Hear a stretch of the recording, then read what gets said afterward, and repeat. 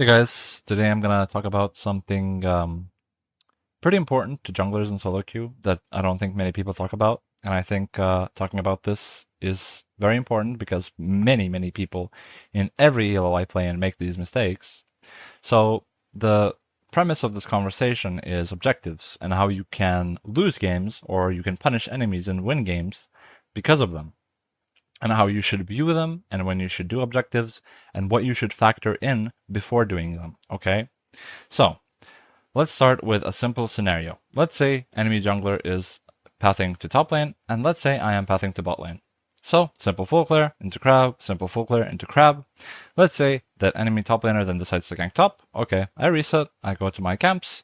He takes a little bit more time, blah blah blah. Resets as well after a while. And let's say I'm here by the time he's going into the jungle. I full clear again, and I'm here, and he doesn't manage to full clear in time because obviously he delayed himself with a gank, so he's right now only on Raptors. So, right here, might be asking myself, should I do this dragon that just spawned, right? Because dragon spawns after your second clear, usually, if you're fast. There are a couple of things to instantly consider right here. Okay, number one is whether or not my camps are cleared. And in this situation, I full cleared, so all my camps are dead. Great.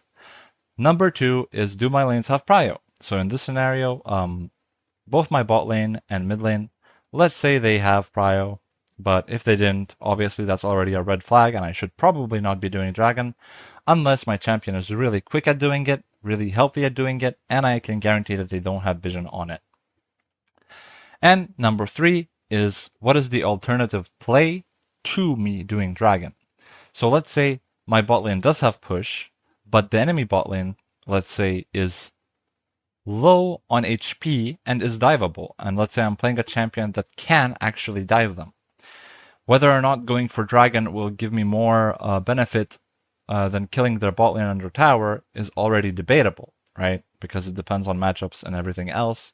But let's say I'm playing a gold-hungry champion like Master Yi or Karthus, and I know that I can kill them under tower. I probably should, because it will be much more relevant to me, to winning the game.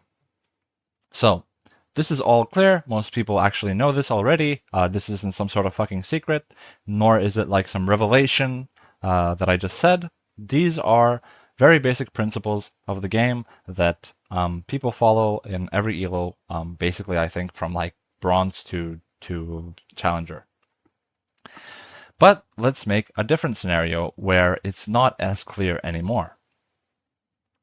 So one of those scenarios could be, I full cleared and I decided to gank bot. So let's say I ganked bot and I managed, let's say, to kill their support and only their support. Okay, I killed their support, so I wasted a bit of time. Enemy jungler already did this full clear. He's here. And let's say now my bot lane is pinging dragon because they want to do it. And I'm like, sure, let's go for dragon. So now, while I'm at dragon, because I already did a gank, and because it's only my second clear, my camps topside will already be respawning in a bit, right? So let's say Grump is respawning in 10 seconds and Wolves are respawning in 20. If I do this dragon, I cannot go back to base to defend my camps in time, nor can I run directly from here to topside. And asking my top laner to defend both of my camps while I'm not topside is putting my top laner insanely behind. Also, same thing for my mid laner. Unless they're in a position to move for completely free, it will be really bad for them. And 99% of the time, they won't even be able to do it because they won't have vision on the enemy jungler, so they won't trust your pings. These are things that happen. So let's say I am able to do the dragon. Let's say it's a wind dragon, and he takes both of my camps, and then we both recall. You might be thinking, well, 2 camps for a dragon isn't too bad. But is that actually true? Because every sequence that happens from this point onward is pretty bad for us as the blue team jungler, and pretty good for the red team jungler. So first thing you have to factor in is that 2 camps aren't actually 200 gold. He takes away 200 gold from you as an individual player, and he gains 200 gold on you. So that's a 400 gold difference, which is, to be honest, pretty massive, especially early game, and it can definitely contribute to item completions and level ups that are breaking points for junglers to be really OP. So what happens from this sequence here on out? So there's two things I can do as the blue team jungler. I can either go into my bot side, assuming that my top side's dead, or I can go into my top side and look for my camps and look like a dingus. Or I can even invade his top side as a response, or his bot side as a response. So clearly invading his bot side is not a great idea. For one, I know that enemy support, let's say I killed the enemy support, he will have recalled, and their bot lane, by nature of how the game works, since your bot lane should have recalled alongside you or slightly before you, there's no way they can really get prio to be able to move with you in this scenario, right? So enemy jungler will be able to defend his bot side camps anyway. If I try to invade his top side, I can't really kill any camps other than maybe raptors if I'm really quick by the time he reaches me, because they will simply be not up in time. And if I try to stay here and invade him, and for some reason I fuck up and the enemy jungler, mid laner, or top laner collapses on me and I die, the game is basically over, because I did not get a single camp from my clear. So what is the actual sequence that will happen realistically after this? So probably most people will go into their top side, they won't find a camp, and then just go do their bot side camps, which basically allows the enemy jungler to keep re-invading your top side perpetually unless you insta-base and insta-try to defend it. Either way, you're creating win conditions for the enemy jungler that he didn't have before, right? And let's say, because you have only 3 camps, you decide to force more ganks. Now you're giving away even more vision and information about where you are, allowing the enemy jungler to even take away more stuff and play around the vision you're giving him. If you try to play for an invade and try to take back the camps that you lost, so let's bring it back again. Let's say he did my wolves, recalled. Let's say I'm slightly a bit faster, and let's say I'm gonna go and invade his bot side.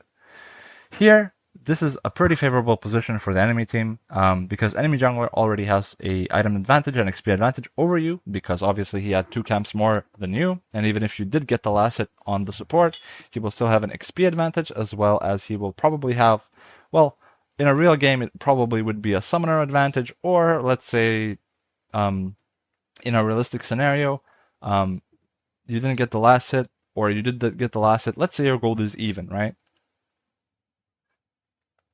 Now, this is very matchup dependent, but at best, you're going to be able to arrive to his Gromp as he's killed it, and then, being in this position, it's extremely easy for the enemy mid laner and support to collapse on you.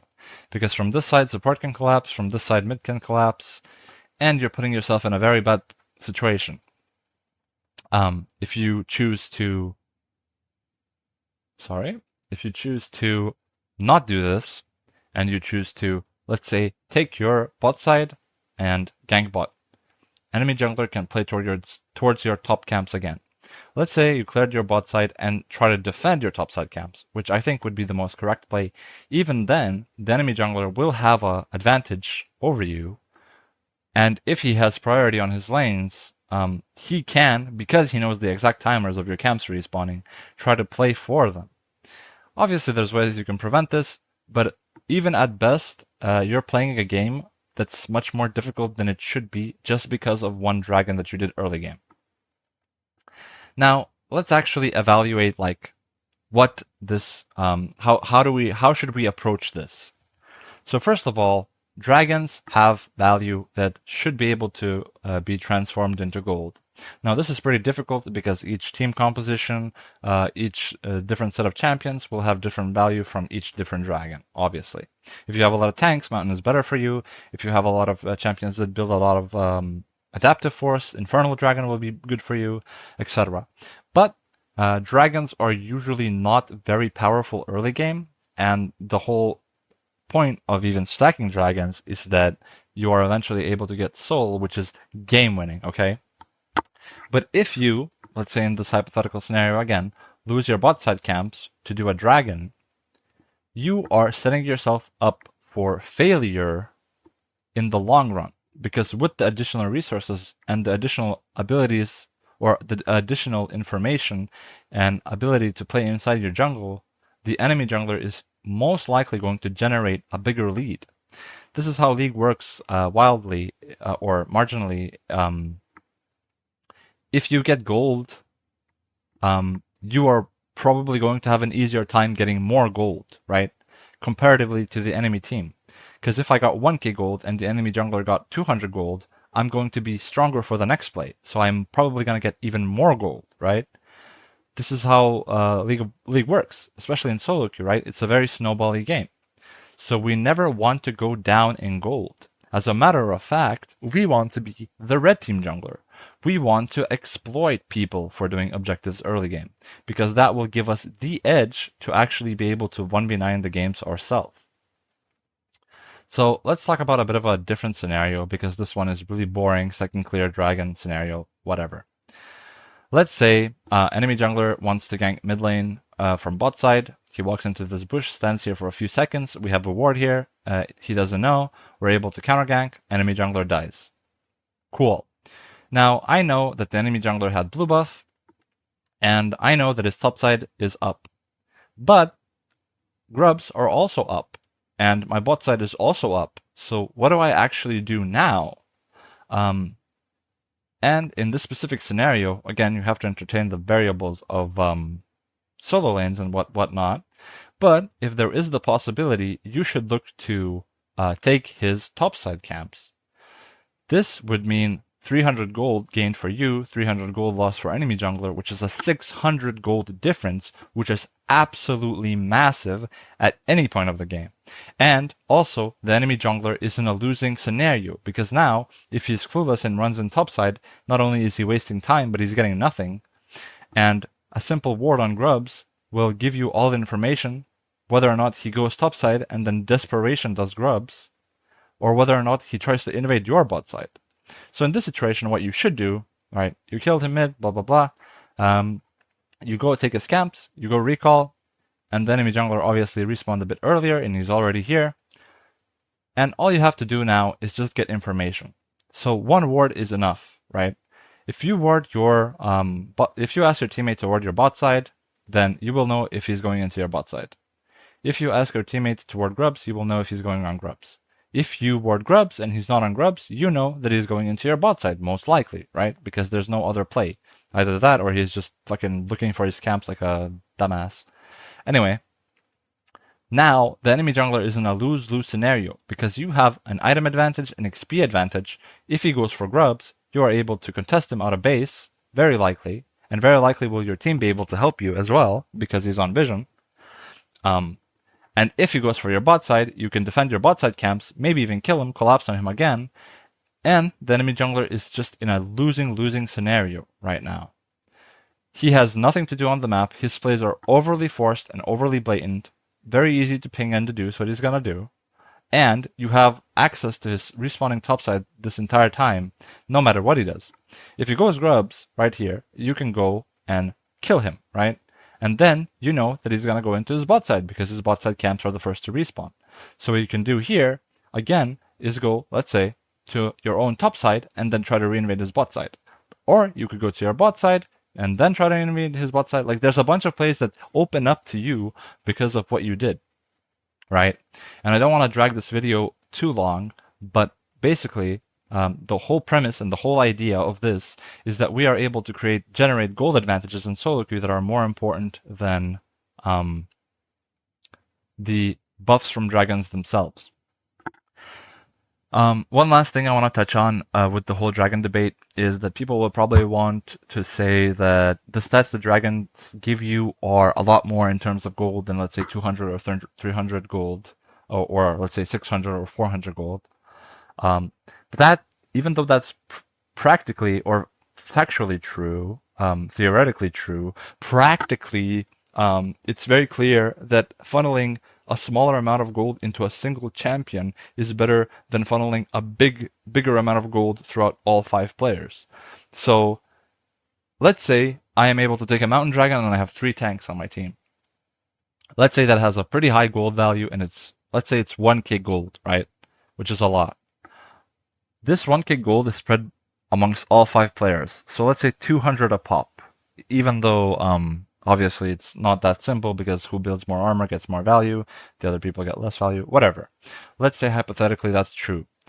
You are spreading gold across your team, whereas he is getting gold for himself, which means that he will have the ability to carry the game, whereas you are more relying on your team, which is simply a bad philosophy for most people to have, especially in solo queue, because with his individual gold lead, he can generate bigger gold leads for himself and for his team later on in the game, whereas you are kind of relying for your team to do everything for you and for your team to just play on a nice and slow game and not get picked off by the champion that has a little bit of an advantage over you, right?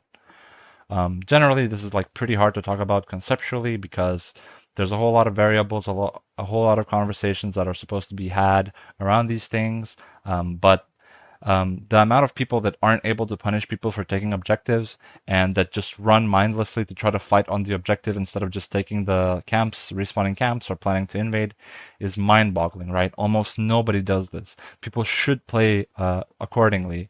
Enemy taking an objective early game is the biggest way for you to be able to exploit them because the announcer literally says to everyone on the map, hey, this guy just took dragon. You know what that means? You can take his top side. Well, what if his top side isn't up? Maybe you can gank his top laner. Maybe you can gank his mid laner.